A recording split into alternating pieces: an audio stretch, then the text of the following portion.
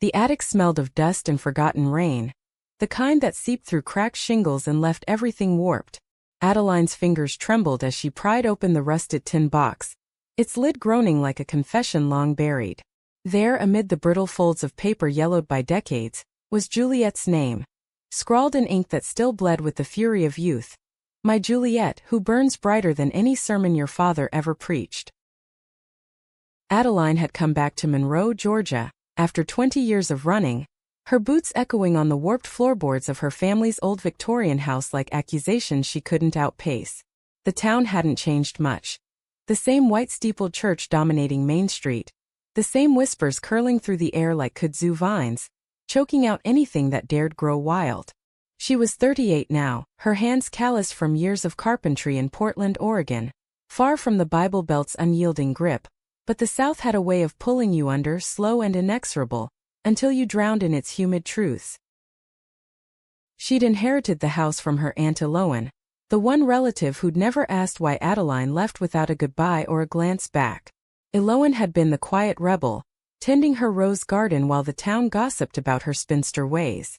Now, with the keys heavy in her pocket, Adeline had driven cross-country in a battered pickup, the radio tuned to static-filled gospel stations that mocked her like old lovers. Unpacking was meant to be therapeutic, a way to claim space in a place that had always felt like a cage. But the attic box, tucked behind a stack of Eloan's quilt patterns, had upended that plan. The letters spilled out like secrets too heavy to hold. Adeline sifted through them, her breath catching on fragments of her own handwriting. I dream of your hands on the strings of that guitar, pulling music from the night like you'd pull me from this town's lies. They were from 19, when Monroe was a haze of fireflies and forbidden glances, when Juliet Beaumont was the golden girl of First Baptist, daughter of Reverend Harlan, who thundered from the pulpit about sins of the flesh. Juliet.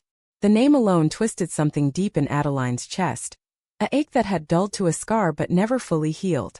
They'd met in the high school choir loft, hidden among the hymnals, where Juliet's voice soared like a sparrow escaping a storm. Adeline, with her rough edges and unspoken longings, had been drawn to that light, the way Juliet's laughter cut through the sermon echoes. Summers blurred into stolen moments. Picnics by the Chattahoochee River, where they'd lie on checkered blankets and talk about escaping to New York or San Francisco, cities where love didn't come with a side of damnation. But Juliet's father saw everything. Reverend Harlan, with his wire-rimmed glasses and voice like gravel under boot heels, had cornered Adeline one evening after Vespers. The Lord tests us with temptations, he'd said, his eyes cold as the river in winter. And you, girl, are one of his fiercest. Adeline had fled that night, boarding a Greyhound with $50 and a backpack of regrets, leaving Juliet with a note slipped under her door. Find your wings. I'll wait in the wind. She hadn't waited. Life in the Pacific Northwest had been a revelation. Cafes where women held hands without flinching, forests that whispered acceptance instead of judgment. Adeline built a life there. A small contracting business, a circle of friends who shared her stories over craft beers, even a fleeting romance with a painter named Lark who taught her that love could be gentle. But Monroe called her back, insistent as a heartbeat, and now this box had cracked open the vault. Adeline traced Juliet's name again. The ink faded but the curve of the J still defiant. What had become of her? The town grapevine, even from afar, had trickled news through mutual acquaintances. Juliet married young to a deacon's son named Elias, bore 2 children, and risen in the church ranks. Last Adeline heard, she was associate pastor at First Baptist, her sermons a firebrand against the moral decay seeping from the coasts. Women like Adeline, openly queer, unapologetic, were the devil's handiwork in Juliet's words, or so the headlines in the local paper proclaimed. A chill slithered down Adeline's spine despite the attic's stuffy heat. Why keep the letters? Eloan must have found them after Adeline left, tucked them away like fragile relics. Or maybe Juliet had returned them, a silent severance. Adeline gathered the papers, her resolve hardening like oak under varnish. She wouldn't burn them. Not yet. Tomorrow she'd drive into town, face the ghosts head-on. Monroe owed her answers and Juliet, God help her, owed her the truth. Downstairs the kitchen clock ticked like a pulse, marking the hours until dawn. Adeline poured a glass of bourbon from Alohan's hidden stash, the amber liquid burning a path to her gut. She sat at the scarred oak table, the letters spread before her like a map to buried treasure or a minefield. One envelope caught her eye, postmarked a year after she'd left. Adeline, forgive me.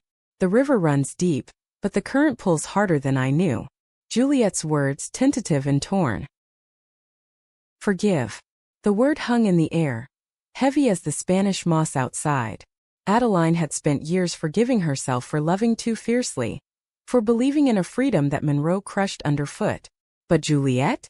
The girl who'd promised forever in whispers by the water's edge, only to echo her father's condemnations from a pulpit? No, that debt ran deeper than bourbon or time. As night deepened, fireflies blinked through the window like hesitant stars. Adeline folded the letters back into the box, but sleep evied her. Instead, memories flooded in. Juliet's fingers laced with hers under the pews, the taste of stolen peaches on summer lips, the way her eyes darkened with secrets when Harlan's shadow loomed. They'd been each other's rebellion. Two sparks in a tinderbox town where class lines were drawn sharper than scripture. Adeline's family scraped by on mill work.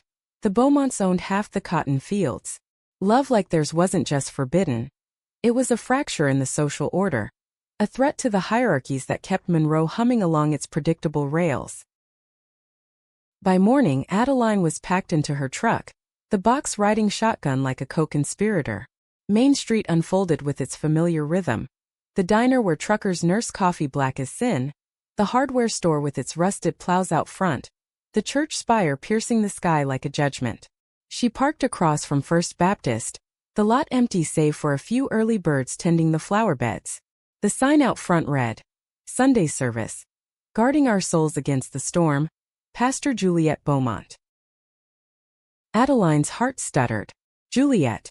Not just associate anymore. The name hit like a slap from the past. She gripped the steering wheel, knuckles whitening, until a figure emerged from the side door. Tall, poised, with auburn hair pinned in a severe bun that couldn't quite tame its waves. Juliet, older but unmistakable, her face a map of resolved lines and unspoken wars. She carried a stack of bulletins, her steps measured, until she glanced up and froze. Their eyes locked across the asphalt, time folding in on itself like a river bend. Juliet's lips parted, a bulletin slipping from her grasp to flutter in the breeze. Adeline didn't move, didn't breathe. The hook was set and the line pulled taut.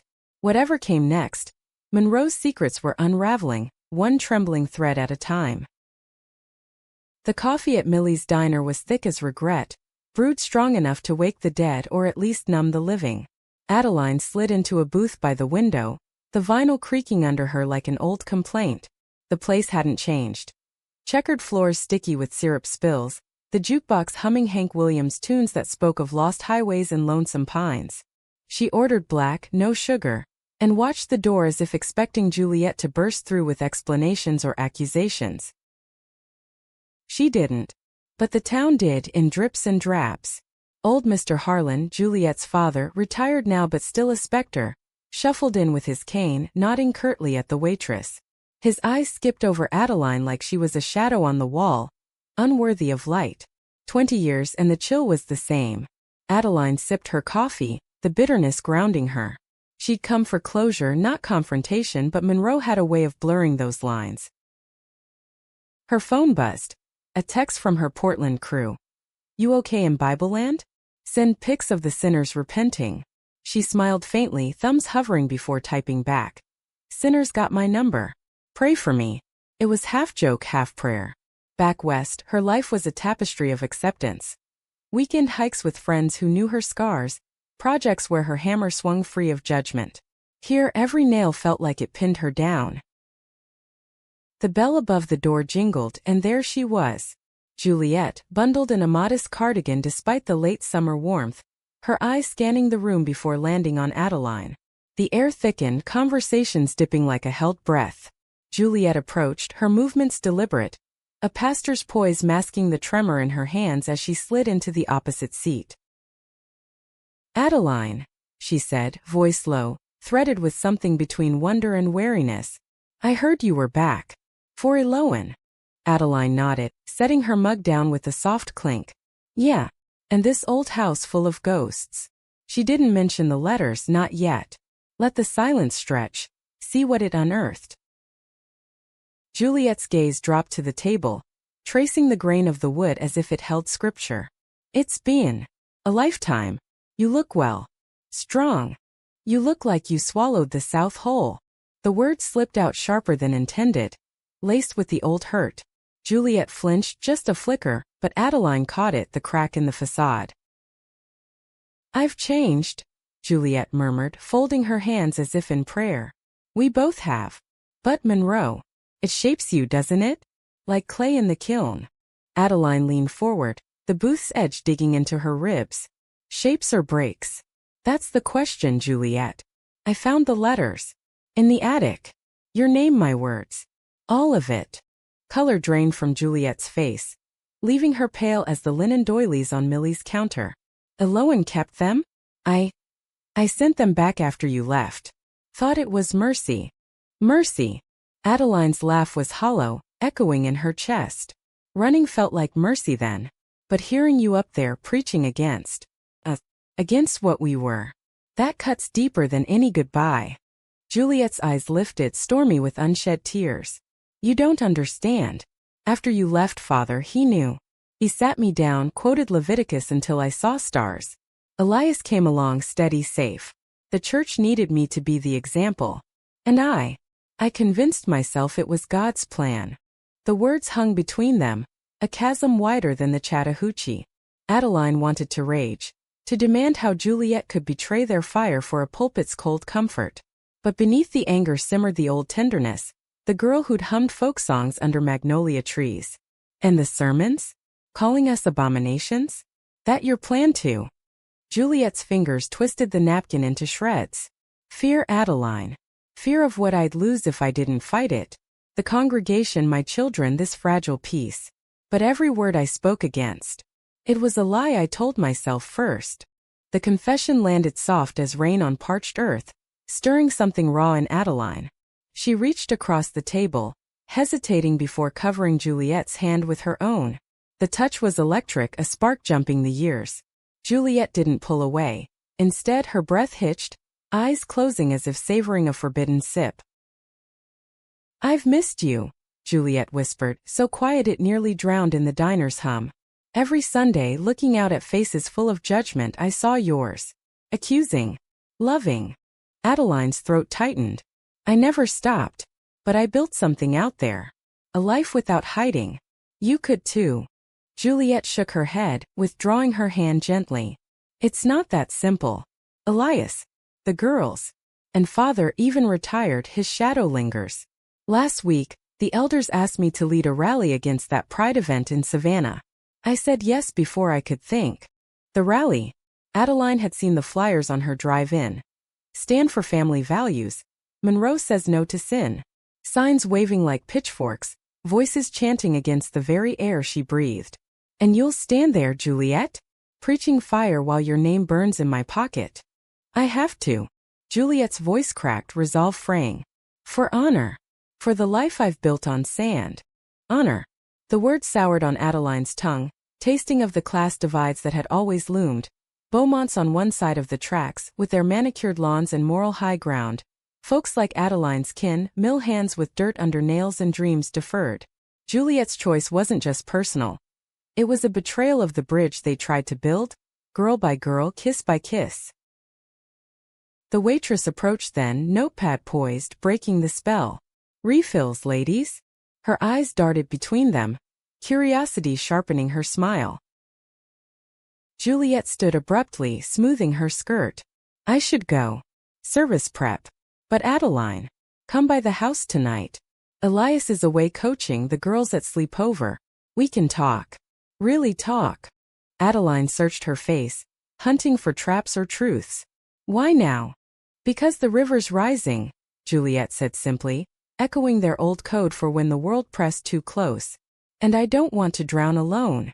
She left a tip and walked out, the bell jingling like a warning. Adeline lingered over her cooling coffee, the letter's weight in her jacket pocket a talisman. The town outside bustled on, oblivious. Farmers haggling at the market, children chasing shadows in the square. But for Adeline the world had tilted, pulling her back into the current she'd escaped. That afternoon she wandered the old paths, boots crunching gravel along the riverbank where they'd first confessed their pull. The water ran lazy, reflecting willows that wept into its flow. Adeline sat on a fallen log, pulling out a letter at random. Your father's words are chains, Juliet, but mine are wings. Fly with me. Youth's bravado now laced with irony. As dusk painted the sky in bruised purples, she drove to the Beaumont address. A sprawling colonial on Elmwood Drive, lights glowing like false promises. Juliet met her at the door, apron dusted with flour, the scent of cornbread wafting out. Come in. I baked. Old habit when nerves hit. The kitchen was a shrine to domesticity. Framed family photos on the fridge, children's drawings pinned like prayers. Juliet poured sweet tea, hands steady now, and they settled at the island, the silence companionable at first, then charged. Tell me about Portland, Juliet urged, leaning on her elbows. The life you made. Adeline spoke of rain-slick streets and open mics where poets bared souls without fear, of building decks for couples who kissed goodbye in daylight. Juliet listened, hunger in her eyes, fingers tracing the condensation on her glass. Sounds like freedom. I envy it. Then why stay chained? Adeline pressed, voice softening. We were free once by this very river. Juliet's laugh was bitter, etched with tears. Free until father found the guitar pick in my hymnal, the one you carved our initials on. He burned it, Adeline. Said it was idolatry. I married Elias 3 months later, thinking vows would erase you. The admission hung, heavy as humidity. Adeline stood, rounding the island to stand before her. And did they? Juliet rose too, close enough to feel the heat of her skin. No. The word was a breath, a surrender. Their lips met then, tentative as the first raindrop, then deepening with the force of dammed rivers breaking. Adeline tasted salt and sweetness, Juliet's hands fisting in her shirt as if anchoring to a lifeline. They broke apart gasping, foreheads pressed. This is madness, Juliet murmured, but her eyes said otherwise. It's us, Adeline countered. Madness or miracle? Your choice. Outside, thunder rumbled, the storm brewing like the one in Juliet's heart. Monroe slept under gathering clouds, unaware that old loves were stirring, threatening to flood the fragile banks of propriety. Rain lashed the windows of the Beaumont kitchen like fingers scraping for entry, insistent and unforgiving. Adeline and Juliet stood entangled in the dim light, breaths mingling, the cornbread cooling forgotten on the counter. Juliet's hands trembled as they cupped Adeline's face, thumbs brushing cheeks roughened by wind and work. We can't, she whispered, even as her body leaned in, contradicting the words. Adeline pulled back just enough to search her eyes, the storm outside mirroring the one brewing within. Why not? Because of him? The church? Tell me, Juliet, and I'll walk. But Juliet's grip tightened, nails digging half-moons into Adeline's jaw. Because if we do this, everything crumbles. Elias comes home tomorrow. The rally's in 2 days. My life's a house of cards and you're the wind. The rally. It loomed like a specter, Juliet's voice amplified over megaphones, decrying the Pride March in Savannah as a scourge on Southern souls. Adeline had seen the preparations. Banners strung across Main Street, prayer vigils in the town hall where elders invoked the ghosts of segregation to justify their hatred. And you'll lead it? Stand there and spit on what we had. Juliet turned away, shoulders hunching as if bearing an invisible yoke. She moved to the sink, gripping the edge, knuckles blanching. I have to. The board expects it. Father's health is failing, but his legacy. It's all I have left of him that isn't poisoned. Poisoned. The word echoed Adeline's own history with Harlan, the reverend who'd once cornered her in the church basement, Bible in hand like a weapon. The wages of sin are death, child, he'd intoned, his breath sour with mince-masking whiskey. Lead my daughter astray, and you'll answer to more than the Lord. Adeline had bolted, but the threat lingered, a stain on every memory of Juliet's touch. She crossed the kitchen now, wrapping arms around Juliet from behind, chin resting on her shoulder. The rain drummed a frantic rhythm, urging confession. He poisoned you too, didn't he? Made you believe love like ours is a curse. Juliet sagged against her, the fight leaching out like dye from wet cloth. Every night after you left, I'd pray for strength to forget. But the dreams, they'd come vivid as sin. Your hands, your voice calling me home. I'd wake sweating, hating myself for wanting it still. Adeline turned her gently, their faces inches apart, the air thick with unsaid pleas. It's not sin, Juliet. It's survival. Out there, in Portland, I found people who live it loud. No hiding, no shame. You could too. Leave this cage. A sob escaped Juliet, muffled against Adeline's collar. And abandon my girls? Clara's 12, all fire and questions. Last week she asked why Aunt Eloa never married. What would I tell her? That her mother's a hypocrite, preaching purity while chasing ghosts.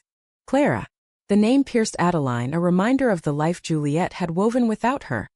Soccer games and bedtime stories, a facade of normalcy cracked only in stolen glances. Tell her the truth when she's ready. Kid sense lies anyway. Better a broken mother than a hollow one. They sank to the floor then, backs against cabinets, Juliet's head on Adeline's lap as the storm raged. Adeline stroked her hair, the strands soft as cornsilk, murmuring stories of the West. Coastal drives where waves crashed freer than any sermon. Bars where queer families danced till dawn. Juliet listened, her breathing evening, fingers tracing patterns on Adeline's knee. Absent circles that spoke of longing. Hours slipped by, the rain easing to a patter. Juliet stirred, sitting up with resolve hardening her features. Stay tonight. The guest room's yours. We talk more in the morning before Elias. Adeline nodded, though doubt gnawed at her edges. The guest room was a shrine to visitors past. Quilts folded neat, a cross above the bed like a sentinel. She lay awake, staring at the ceiling beams, the house creaking around her like it held its breath. Down the hall, Juliet's door clicked shut, but Adeline heard the pacing, the muffled sobs that pierced the walls. Morning brought pale light filtering through lace curtains, and the scent of bacon frying. Juliet moved through breakfast like a woman in a dream, plating eggs with mechanical grace. I called in sick to the office, she said, sliding a plate across. We have the day. They drove out to the river, the truck's tires churning mud from last night's deluge. The water ran high, banks slick with red clay, the willows bowed low. They walked the path hand in hand at first, then separate when a fisherman's truck rumbled by, the separation a knife twist. See, Juliet said bitterly, releasing Adeline's fingers. Even here, eyes everywhere. Adeline led her deeper, to the hidden bend where oaks formed a cathedral of green. They sat on the log, shoulders brushing, and unpacked the letters, spreading them like offerings. Juliet read aloud, her voice cracking on passages of passion. Your kiss is the only communion I need, Juliet, bread and wine in the dark. Tears traced her cheeks as she folded the last one. I kept copies, you know, hidden in my Bible of all places. Irony of ironies. Adeline laughed, a sound raw and real. Pastor with contraband. Monroe's worst nightmare. But the levity faded as church bells tolled distant, calling the faithful to midday prayer. Juliet stiffened. The rally planning meetings at noon. I have to go. Skip it. Adeline's plea was fierce, hand capturing Juliet's wrist. Tell them no. Choose us. Juliet's eyes clouded, torn between the pull of old oaths and new fire. I can't just. Elias would question. The town would talk. Let them. Adeline stood, pulling her up. You've hidden long enough. Or do you want another 20 years of what-ifs? The kiss that followed was desperate, bodies pressing against bark, the river's murmur drowning their gasps. Juliet yielded, then pulled away, chest heaving. Tonight. After the meeting. Meet me here at dusk. I'll decide then. She drove off in her sensible sedan, leaving Adeline amid the oaks, the letters clutched like lifelines. The day stretched long, Adeline wandering town edges, past the mill ruins where her father once worked, shifts blurring into dust-choked nights, through the elite enclave where Beaumont money built fences higher than faith. Class had always been the undercurrent, Juliet's world of cotillions and country clubs clashing with Adeline's of hand-me-downs and hunger. Their love had been a rebellion against both, but now it felt like quicksand. Dusk fell soft, fireflies igniting like hesitant confessions. Adeline waited, heart pounding a war drum.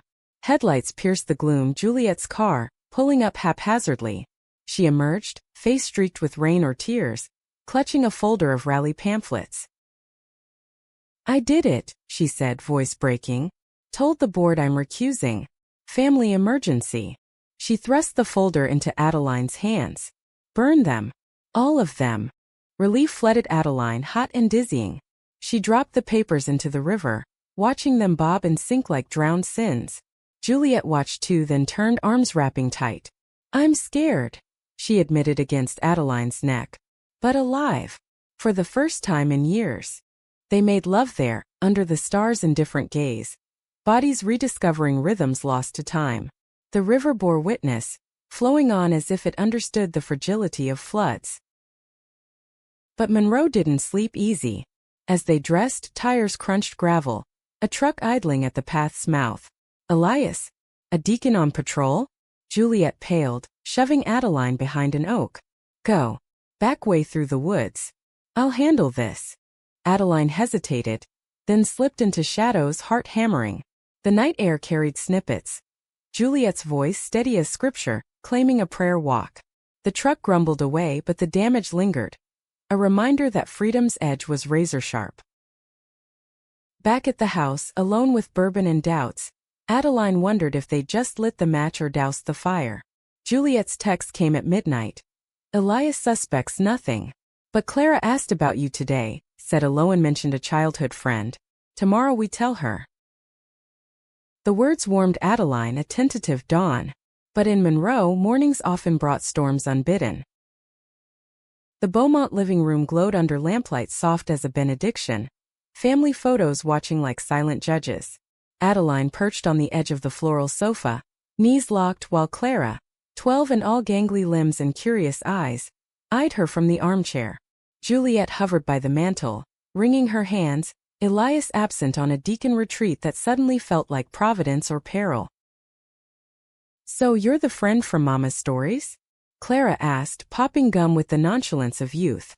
Her hair was Juliet's auburn, tied in a ponytail that swung like a pendulum. "The one who carved initials in trees?" Adeline's pulse skipped. Juliet had shared fragments then, sanitized tales of adventures by the river, omitting the kisses that followed. "Yeah, kiddo. Adeline. Your mama and I caused our share of trouble back then." Clara grinned, mischief sparking. "Like what? Sneaking out? Daddy says Mama was a perfect angel." Juliet cleared her throat, sinking beside her daughter. "Not perfect, Clara. Just learning." Adeline staying a bit, helping with Aunt Aloan's house. "Thought you'd like to meet her proper." The girl shrugged, but her gaze lingered, probing. Children in Monroe learned early to sniff out secrets. The tilt of a head, the pause before a smile. Adeline felt exposed. Her flannel shirt suddenly too rough against skin still humming from the river's night. "You play soccer?" she asked, deflecting. "Saw your cleats by the door." Clara lit up, launching into tales of goals and rival teams from the next county over. Juliet watched, relief softening her features, but Adeline caught the undercurrent. The way her foot tapped a nervous Morse code on the rug. Telling Clara was meant to be the first step. A crack in the dam, but the words stuck like burrs. After Clara bounded off to bed, yawning through good nights, the room emptied of light, leaving Juliet and Adeline in shadows. "That went okay," Juliet ventured, pouring wine from a bottle hidden in the sideboard. Adeline accepted the glass, swirling the red like blood. "She's sharp. Like her mama. But you didn't say it, Juliet." "The truth." Juliet sank onto the sofa, head in hands. "I couldn't. Not yet. She's at that age." Friends whispering about boys, church youth group pounding purity into her skull. "If I append it now. Then when?" Adeline's voice rose, edged with the frustration of half measures. "You've recused from the rally, burned the pamphlets. But hiding? That's the chain holding you." A knock shattered the tension, sharp, insistent. Juliet froze, wine sloshing over the rim. "Elias?" He wasn't due till morning. She cracked the door, face paling at the sight of Reverend Harlan, cane gripped like a scepter, raincoat dripping on the porch. Juliet, we need to talk. Now. Adeline shrank into the alcove, heart thudding, but Harlan's eyes, sharp as ever, pierced the gloom. Who's there? Show yourself. Reluctantly she stepped forward, chin lifted. Adeline Crow, Reverend. Back for Eloan's things. Harlan's lip curled, memory flickering like a faulty bulb. Crow. The mill girl. Left town in disgrace if memory serves. His gaze flicked to Juliet, accusatory. And now you're entertaining her? After the rally news. Juliet's spine straightened, pastor's armor slipping into place. Father, it's nothing. Old acquaintance. Adeline's helping with the estate. Nothing. Harlan barked a laugh dry as autumn leaves. I heard whispers at the deacon's. You pulling out of the stand against that filth in Savannah. Family emergency, they said. Looks more like relapse. The word hung venomous, dredging up the past sludge. Adeline bristled, stepping between them. With respect, sir, your daughter's a grown woman. Her choices aren't yours to script. Harlan's cane thumped the floor, echoing like thunder. Choices? You poisoned her once, girl. Filled her head with devil's notions. Unnatural urges that nearly broke this family. I beat them out with prayer and purpose, gave her Elias, the church. And now you slink back. Juliet's face crumpled, the weight of decades crashing down. Father, stop. Please. But he advanced, voice rising to sermon pitch. The Bible's clear. Leviticus, Romans, man with man, woman with woman, an abomination. You think I don't see it? The way you look at her, same as before. I've shielded you from scandal, from the town's scorn. But this ends tonight. Adeline's fists clenched, the old rage surging. Shielded? You terrorized her. Made her hate what she loved most. That's not faith, Reverend, it's fear. Harlan wheeled on her, spittle flying. Out. Both of you sinners under my roof? Juliet, choose your blood or this temptation. The ultimatum landed like a gavel, room spinning silent. Juliet's eyes darted, door, father, Adeline, trapped in the vice of legacy. Father. I love you. But Adeline. She's not temptation. She's home. The words broke something in Harlan. His face twisted, cane clattering as he clutched the mantle. Home? This house is your home. The church. Elias and the girls. You've betrayed us all. No, Juliet whispered, reaching for him. I've betrayed myself. For too long. Harlan recoiled, staggering toward the door. You'll regret this. The board will hear. Elias will know. Monroe will shun you, marked as one of them. He spat the word like rot, then stormed into the night, leaving the door ajar, rain sighing in. Juliet collapsed against Adeline, sobs racking her frame. What have I done? He'll tell everyone. The girls. Adeline held her tight, rocking gently. You chose truth. That's not betrayal, it's birth. They sat like that till dawn crept in, gray and unforgiving. Clara patted down at first light, rubbing sleep from eyes, pausing at the tableau. Mama? What's wrong? Juliet lifted her head, wiping tears, and beckoned her daughter close. Come here, baby. We need to talk about something important.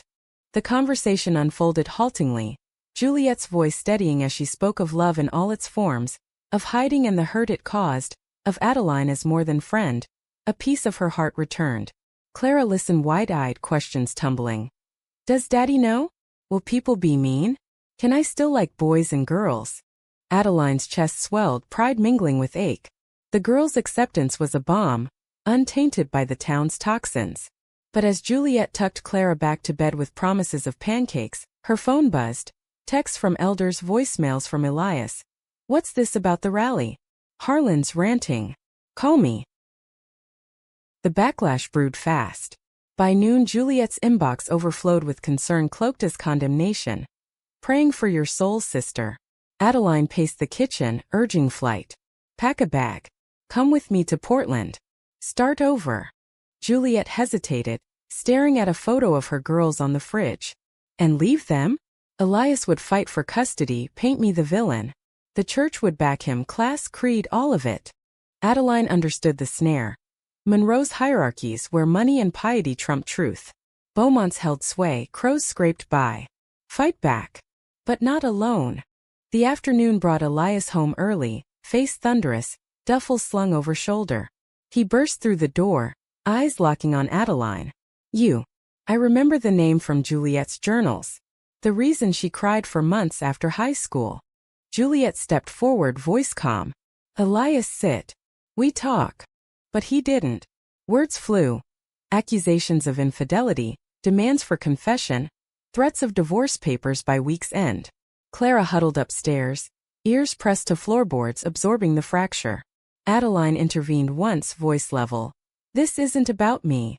It's about her finding air. Elias laughed bitterly. Air? You think this town's lungs breathe for your kind?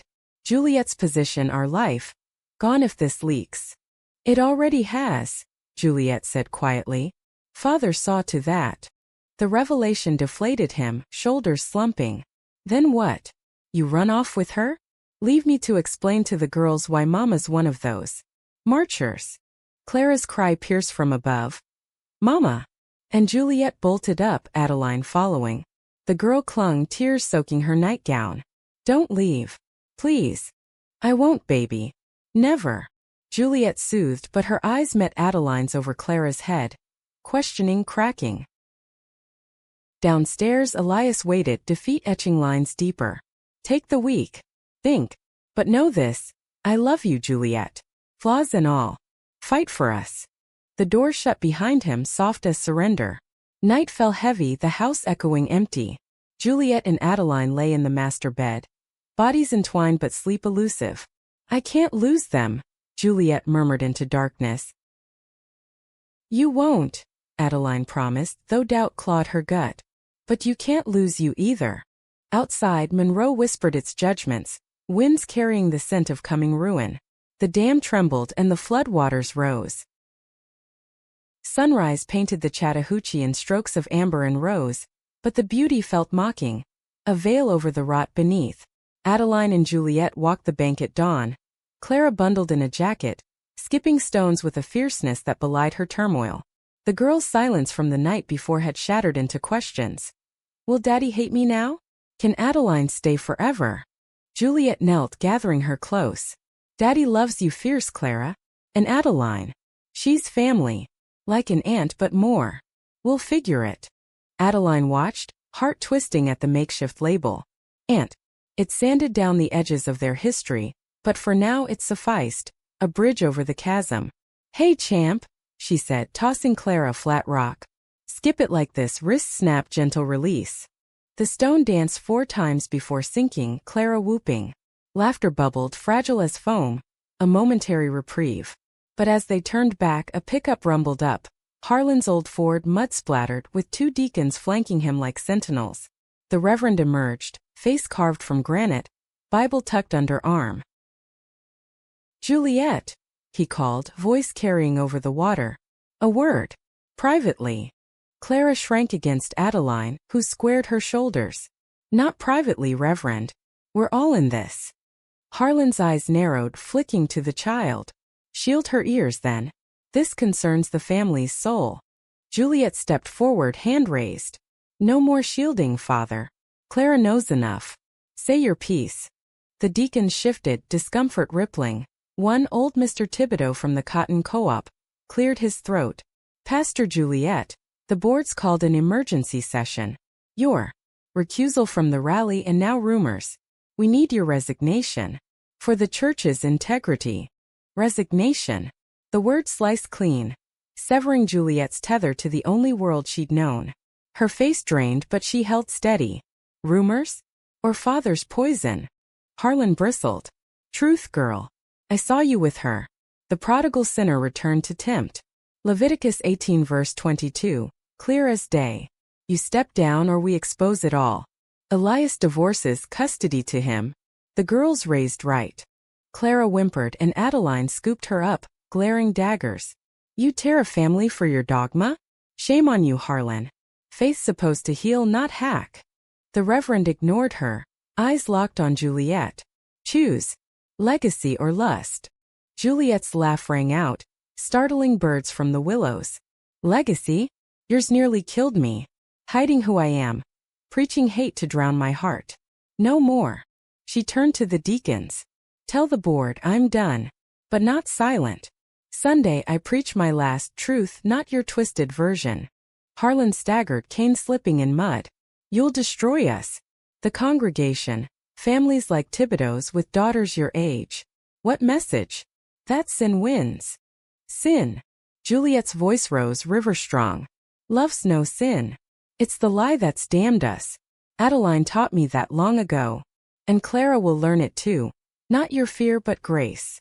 The deacons exchanged glances, Thibodeau muttering about bylaws, but Harlan waved them back to the truck. You've made your bed, daughter. Lie in it with her kind. He spat toward the water, climbing in, the engine roaring defiance as they peeled away. Clara buried her face in Adeline's neck. Will they hurt us, Mama? Juliet pulled her free, kissing her forehead. No, baby. They're scared. But fear don't own us. The walk home was quiet, resolve settling like dew. At the house, Juliet packed methodically. Clara's favorite bear, photo albums, Juliet's old guitar from the attic. Portland? Adeline asked, zipping a duffel. For now. Elias can visit. Courts favor mothers, especially with his church ties fracturing. Juliet's smile was tentative but real. We'll build new. Together. Adeline nodded, throat tight. But noon brought the storm's first gust. Elias at the door, face haggard, a lawyer's envelope in hand. Divorce papers. Harlan pushed him to it overnight. Custody battle. He's got the board's affidavits calling you unfit. Moral turpitude. They say. Juliet scanned the pages, color fleeing. Unfit? For loving. Elias softened, stepping inside. I don't want this war, Juliet. But the town's turning. Whispers at the mill, parents pulling kids from youth group. Marry her quietly, co-parent from afar. Save face. Clara peeked from the stairs, eyes wide. Daddy, don't take me away. He knelt, gathering her. Never, pumpkin. This is grown-up mess. But his eyes pleaded with Juliet, choose the easy path. She straightened, handing back the envelope. No face-saving, Elias. We'll fight fair mediation, not mud. But I'm not hiding. Not for you, not for them. Elias rose, defeated. Then you're on your own. Harlan's influence runs deep. Class helps him. Judges golf at the country club. He glanced at Adeline, almost pitying. Watch your back, Crow. Mill trash stirring pots don't end well here. The door clicked shut, final as a coffin lid. Juliet crumpled the papers, fire in her gut. He thinks money buys justice. But truth's my currency now. Afternoon blurred into calls. Lawyers in Atlanta sympathetic to queer families. Friends from Juliet's college days offering couches in Asheville. Clara drew pictures of rainbows over rivers, a child's talisman. But as evening fell, the real tempest hit. A crowd at the gate, deacons and parishioners, Harlan at the fore with a megaphone scavenged from the rally prep. Repent, Juliet. Save your soul and your children's. His voice boomed, neighbors peering from porches, phones recording for the morning's scandal sheet. Adeline barred the door, Clara trembling behind. Juliet marched out, chin high. Enough, father. This isn't witness. It's witch hunt. The crowd murmured, faces twisted in pious fury. Mrs. Landry from the bake sales clutching rosaries. Young bucks from the youth group, fists clenched. Abomination! One shouted, egged by Harlan's nod. Juliet climbed the porch steps, voice carrying like thunder. Abomination? Look at us, families built on fear, not faith. I preached your lines for years, drowned my heart in them. But love, real love like what Adeline and I share. It's God's whisper, not his wrath. Judge me if you must, but you'll judge your own shadows too. Silence fell, broken only by a child's cough in the throng. Harlan faltered, megaphone lowering. You're lost, girl. Damned. Then damn me, Juliet retorted. But I'll rise freer. The crowd dispersed slowly, whispers fracturing the unity. Some nodding reluctant respect, others slinking away to gossip mills. Harlan lingered, eyes wet. You'll beg forgiveness one day. Juliet approached, voice softening. Forgive yourself first, father. For the hate you swallowed whole. He turned without reply, vanishing into twilight. Inside, Adeline enveloped her, Clara joining the huddle. You were brave, Mama. We were, Juliet corrected, kissing her curls. All of us. Night brought uneasy peace, bags packed by the door. Portland beckoned, but Monroe's pull lingered. A final sermon to deliver, truths to etch before flight. As stars wheeled overhead, Adeline whispered to Juliet's sleeping form. The river runs deep, but we swim stronger now. Yet in the dark, doubt whispered too. Battles won, but wars far from over. The South forgave slow, and grudges grew roots like kudzu. The sanctuary of First Baptist loomed vast and vaulted, pews polished to a gleam that reflected the stained glass saints like fractured promises. Juliet stood at the pulpit Sunday morning, notes trembling in hands, Clara beside Adeline in the third row, back enough for anonymity, close enough for solidarity. The congregation filled half full, buzz of speculation thick as incense. Heads turning, murmurs rippling like wind through cotton. Juliet had insisted on this, her farewell, a reckoning in the house of her captivity. They need to hear it from me, she'd said, voice steel-wrought. Adeline worried the wisdom, fingers laced with Clara's, the girl's small hand a anchor. Elias sat front left with Harlan, faces masks of stone, the Reverend's cane tapping impatience. The organ swelled, hymnals rustling as the choir filed in. Juliet's old domain, voices now led by a deacon's wife with less fire. Prayer opened, Harlan's substitute invoking protection against spiritual invaders. Adeline bit her tongue, the irony bitter as gall. Then Juliet rose, clearing her throat into the microphone. Good morning, brothers and sisters. Many of you know whispers have swirled this week. Today I set them to rest, not with denial but with dawn. The room stilled, air charged. She spoke of her youth. The river's call, a friendship that bloomed into love pure and profound. Adeline Crow, she said, nodding to their pew, was my first light. We hid because the world, our world, demanded it. I hid longer, rising here on pulpits built of pretense. Gasps rippled. A woman in pearls clutched her throat. Harlan half rose, but Elias restrained him, face ashen. I preached against women like us, Juliet continued, voice gaining strength, because fear choked my truth. Fear of losing you, this family of faith. But scripture's deeper than sound bites. Ruth and Naomi, David and Jonathan. Loves that transcended norms. God's not in the chains we forge, but in the hearts we free. Clara squeezed Adeline's hand, whispering, Mama's shining. Adeline nodded, throat tight, pride warring with the terror of backlash. Juliet's gaze swept the room, landing on Harlan. Father, you taught me fire. But fire burns cleanest when honest. I forgive you your fears as I ask yours in return. The Reverend deflated, sinking into his seat, tears carving channels down weathered cheeks. Murmurs swelled, some nodding, souls stirred. Others rising in affront, doors banging as exits multiplied. I leave this pulpit, Juliet concluded, not in defeat but rebirth. For my daughter Clara, who deserves a mother whole. For Adeline, who never stopped believing. And for Monroe, for the day when love isn't preached against but prayed for. She stepped down to scattered claps, drowned by the exodus, but a few lingered. Thibodeau offering a gruff handshake.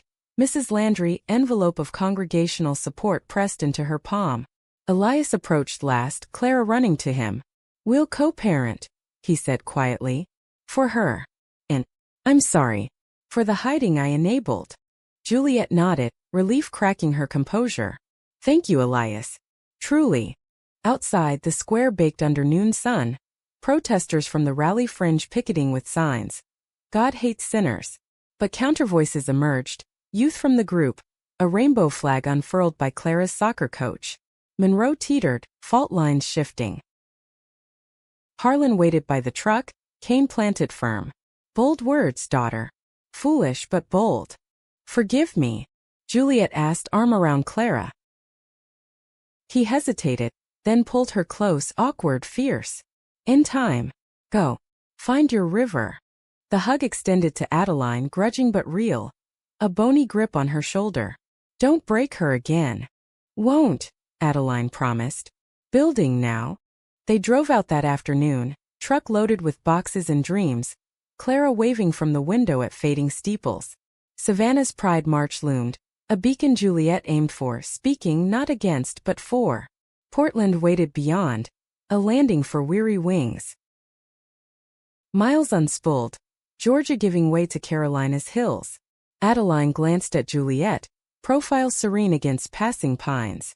Regrets? None. Juliet's hand found hers over the gearshift. The aches there for the years lost, the sermons scarred. But freedom? It's sweeter than any absolution. Clara chattered from the back, plotting room colors and puppy names, her laughter a melody unbound. They stopped at a roadside stand for peaches, juice dripping sticky sweet, evoking old summers reclaimed. Night fell in a motel off I-95, neon buzzing like fireflies. Bed shared, bodies entwined with Clara between. A family forged in fracture. Adeline traced Juliet's spine, whispering, "We made it." "Not made," Juliet murmured, sleep soft. "Making. Every day." Dawn broke with coffee and cartoons, Clara giggling at exploits of animated rebels. They rolled on, crossing into Virginia's valleys, the South's grip loosening like kudzu thinned by frost. Phone calls peppered the miles. Atlanta lawyers securing joint custody. Asheville friends plotting visits. Even a tentative text from Thibodeau church schism brewing. Your words planted seeds. Monroe receded, but its lessons clung. The cost of conformity, the grace in breaking. In Portland, Adeline's crew welcomed them with barbecue and bear hugs. The house a haven of wood beams and wide windows. Juliet enrolled in counseling. Pastoral trauma runs deep, while Clara thrived in school, her southern drawl charming classmates. Months blurred. Juliet writing op-eds for Atlanta papers, voice amplifying queer southern stories. Adeline expanding her business, decks built for chosen families. Clara's art-filled walls, rivers flowing free, figures hand in hand under endless skies. One evening, porch swing creaking under Oregon rain, Juliet leaned into Adeline. "Found this in a box today." She held a letter, yellowed. "My Juliet, wings await." Adeline smiled, kissing her temple. "And we flew." Harlan's card arrived Christmas. "Proud in my way. Visit soon. Forgiveness slow blooming." Monroe called once, a town elder seeking Juliet's guidance on a new youth program. Inclusive, they said. Seats sown. The river ran on, deeper for the storms weathered. Love once preached against, now preached and living. Raw, redemptive, relentlessly human. In the end, it wasn't escape that healed, but the courage to turn and face the current together. Epilogue whispers came in spring's thaw 2 years on. When Monroe's invitation arrived, homecoming revival, voices of change. Juliet debated, fingers tracing the embossed seal. Clara, now 14 and fierce, arguing pro. "Show him, mama. We ain't scared." Adeline backed her, though gut twisted at the ghosts. "Your call.